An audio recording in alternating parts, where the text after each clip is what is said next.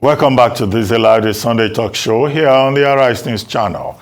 With me now, Professor David Aworawo, Professor of International Relations and Strategic Studies at the University of Lagos. Well, Prof, we have had 3 guests on the program, and thank you for being faithful and showing up. And okay, we've talked about a number of issues. The social register, the National Social Register, which the governors, or if you like, the National Economic Council, says lacks integrity. Dr. Pera, who was the coordinator of NASCO, the national body in charge of that national register, says no, that's not true. And that data that was put together under his watch is still very reliable. And then we had Professor Belhua, talking about economic conditions within the country. And also Dr. Franklin Nungu of the Lagos Business School, also commenting on something that should be of interest to you, the hike in school fees and the economic policies of the Tinubu administration. What we discuss both with Professor Ihua and Dr. Franklin Nungu as Tinubunomics. And both of them seem to agree that it's not working, it's populist, not enough strategy, not enough rigorous thinking has gone into it, and that's why the poor in Nigeria today are finding it very difficult to breathe. What do you think? Thank you. I would like to start with the third, because that is my constituency. The increase in school fees is actually, in the universities, it's not called fees, it is called levy dues, different dues that students are expected to pay, sports, ID card, things like that. So officially, no tuition yet. No tuition has been introduced. So what the universities... Aworawo. Yes. At 190,000. There's no tuition. There's no tuition yet. No tuition. It's just dues and levies for different items, But this is my take on it. I think it is too high, and I also think it is unsustainable. It is too high. I was at the meeting on Thursday, by the way, where management presented, because they invited heads of department and you. That's at the University of Lagos. At the University of Lagos, yes. You are head of department of history. Yes. So you were one of the people that said... They just informed us of what they had decided. There was an emergency I had to leave. I wanted to, comment towards the end to express my view that the fees are high. The figures that were presented, yes, they are in tune with what the university needs to be able to survive, to be solvent. When you place that side by side, how much government gives and what the university needs to be able to survive. In fact, what we're told is that when the assessment was done initially, it was about 400,000. It was the university had to cut and cut and cut here and there to arrive at the 190,000 figure that is presented now. But still, I think it is far, far too high. A lot of assessment was done to arrive at that, and I think there was too much attention paid to the needs of the university and not, those who will pay, capacity to pay. I was also expecting that, assessment will also be carried out and figures, released regarding those who will likely drop out on account of inability to pay. There were no figures released along that line. And, Usman and Fuji University has given us an idea. They did their own increment first, before now, and students have not been able to, only 50% of the students have been able to pay. Before now, it was 35, then it went to 40, then 50, which is why they have continued to postpone their exam, because they feel that any exam that half the students are not able to write because they can't pay their fees will not be exam. But the question is, for how long will they continue to shift exams because students cannot register on account of not being able to pay the fees? That is where the problem lies. It is good if the fees are paid, the university will be able to carry on with little government support. But the reality is that given the economic condition in the country, which has made government to say they can't give enough for the universities to be able to survive, also affects the people who will pay. In fact, the 19,000 they are paying now, Dr. Abati, I'm head of department. This last semester, I signed deferment forms for over a dozen students who could not pay 19,000.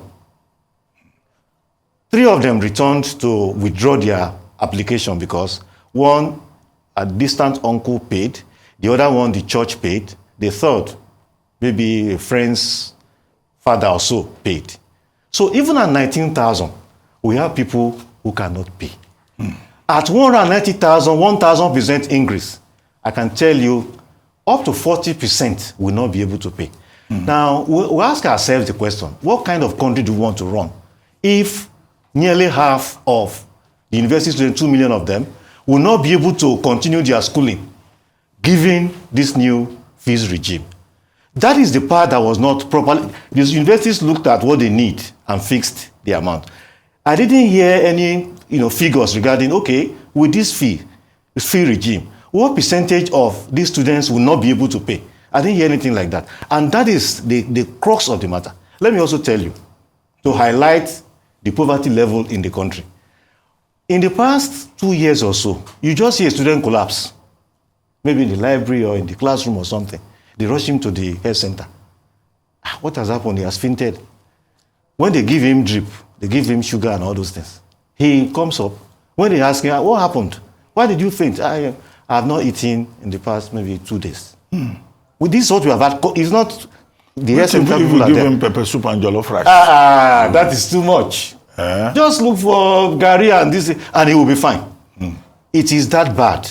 So anybody who comes to pontificate and talk about, what might have been that is not facing the reality. That is the reality we are confronted with. Solution.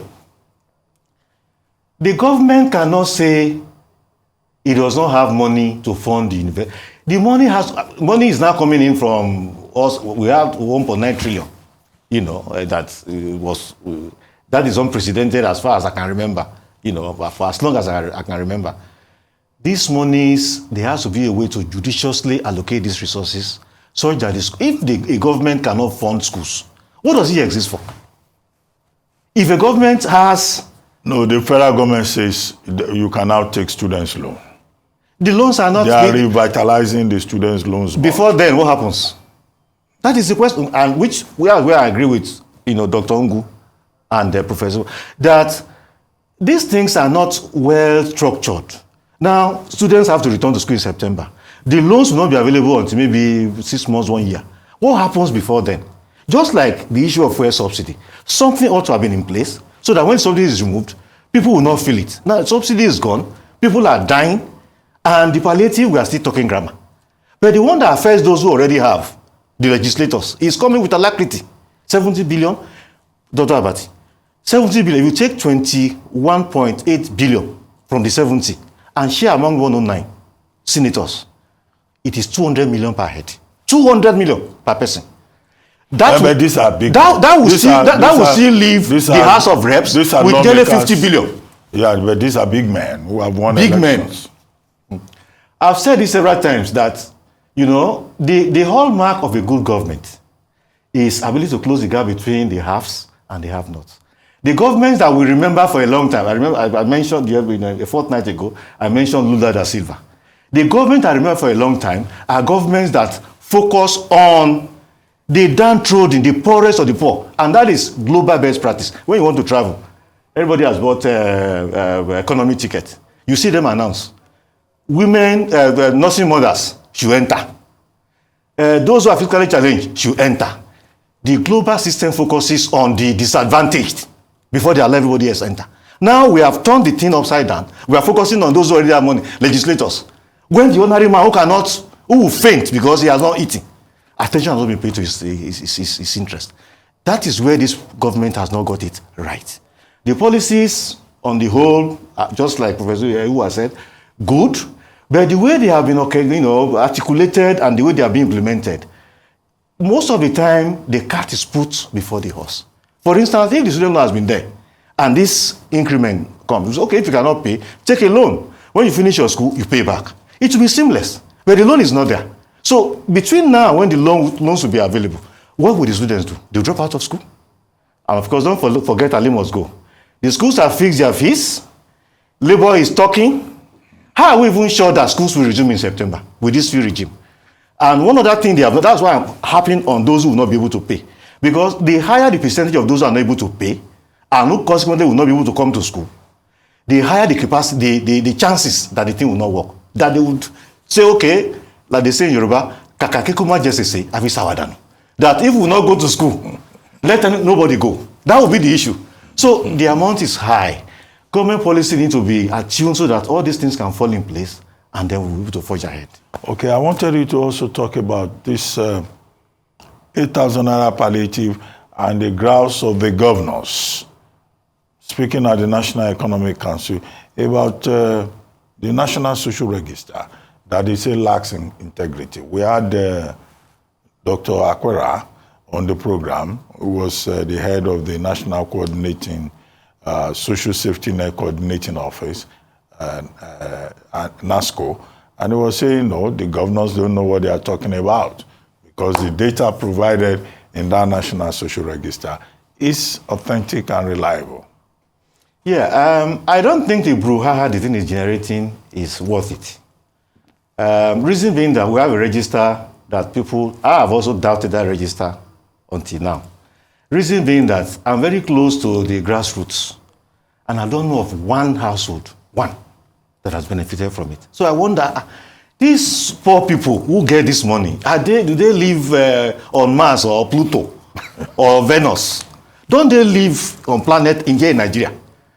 You know, so someone like me too, I've had doubts about the register. But after the young man, the doctor spoke, I think what needs to happen is to take another look at the register to authenticate the claim that it is authentic. If that is the case, fine. And of course, just like Professor Ewa said, it also needs to be updated. It is also possible that the focus was on one part of the country and not another part. That too. Because when you say 12 million, that's a very small number of families across the country.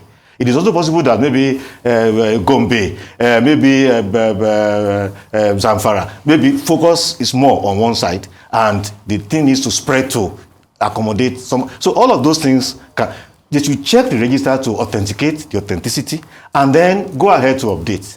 And then we'll be fine. There's no need for either this or the brouhaha. It's really not necessary. The governors have right to say, we don't trust it. When you don't trust a system, you evaluate. And after you evaluate, if it is okay, if you want now to add some other things to it, you do. And then they can use that as a basis for a general question. Do you think Tinubunomics is working? Well, because that's more or less what all our guests were responding to. It is not working. It is not working not because in content, they are not the right things to do. I mean, at least a whole lot of it. But in terms of structure, what do you do and then what follows? How do you harmonize? That is where the problem lies. Take, for instance, the issue of fuel subsidy removal. If you have safety, if you have measures put in place so that those who will be affected, will have shock, will have a way of absorbing the shock, it will be fine. But now the subsidy is gone, nothing to replace it, nothing to cushion the effect yet, and we are still, talking and talking and talking. That is where the problem lies. The student loan, if it were in place and there is increase in the school fees, those who cannot pay will simply go and access the loan and they will move on. But the loans are not there and then come and pay the school fees, there's no money to pay. It is that disconnect that is the problem. And I just hope that those in government will take a look at it and attend to it appropriately. Okay, Professor Aworawo, I get your point. And as Professor Akintenewa will say, you cannot be more correct. Let's take this next subject. The House of Reps has resolved to set up an ad hoc committee to investigate cases of aviation fuel contamination to avert air disaster. The House gave the yet-to-be-constituted committee the mandate to investigate the increasing incidence of aviation fuel contamination and possible non-adherence to standard operating procedures by players in the aviation industry. The resolution followed a motion of a matter of urgent importance, moved by Tunji Olawuyi during plenary on Thursday. In May, it was reported, a panic erupted at the Nnamdi Azikiwe International Airport in Abuja after an aircraft belonging to Max Air crash-landed on the runway of the airport.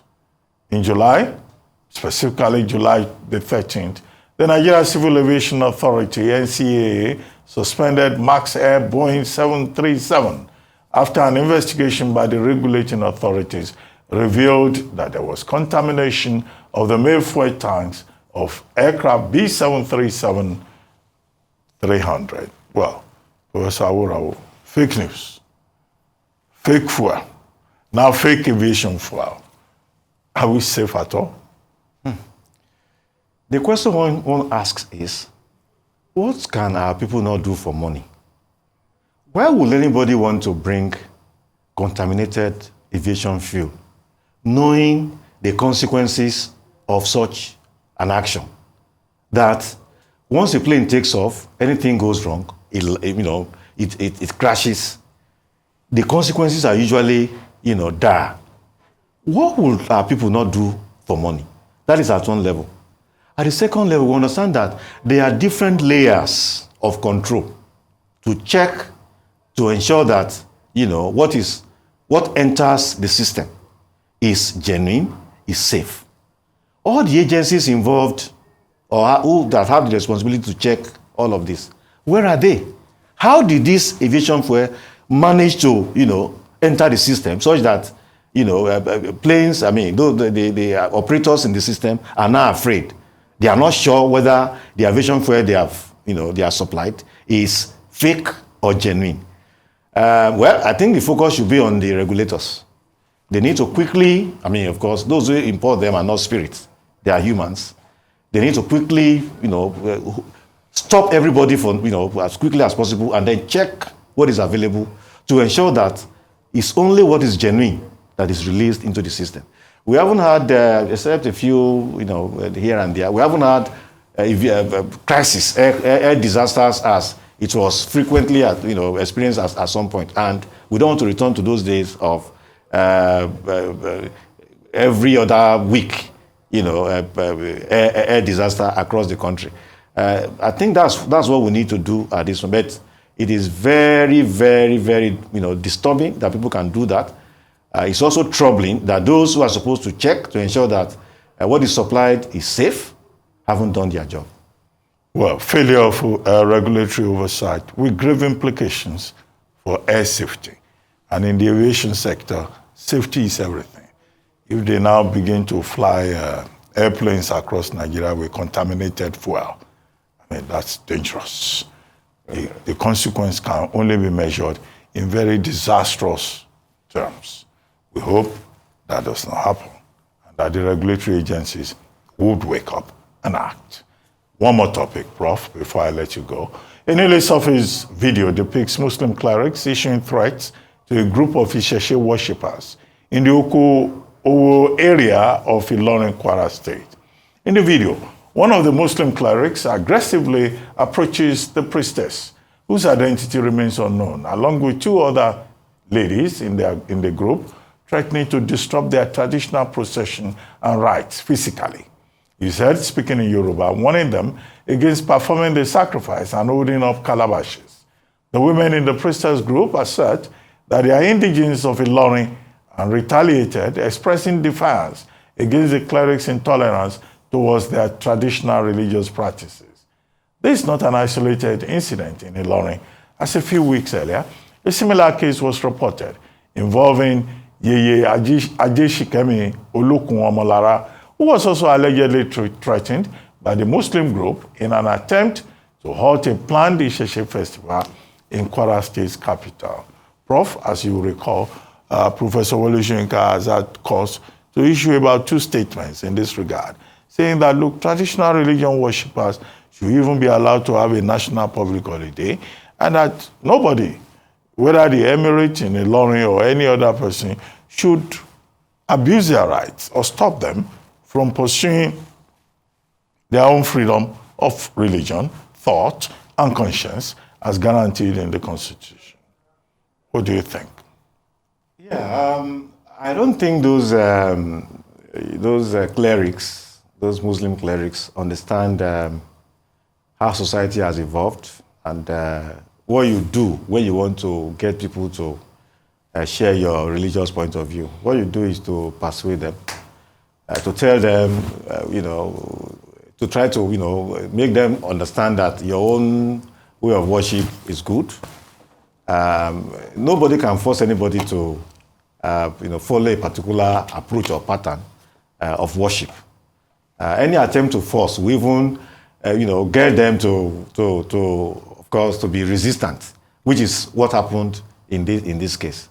It is wrong, as long as those who are worshiping are not causing harm to anybody. They are not, they didn't jump into a mosque to say, oh, we want to now do a sacrifice in the mosque. They are doing their thing in a separate place, as long as they're not disturbing anybody.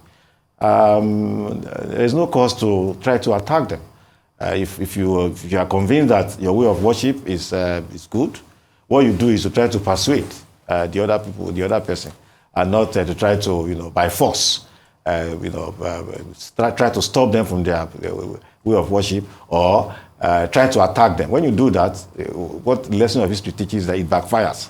So we hope that those clerics will understand this and allow people to do their own thing according to their conviction. Professor Aworawo, okay, I deliberately brought up this subject.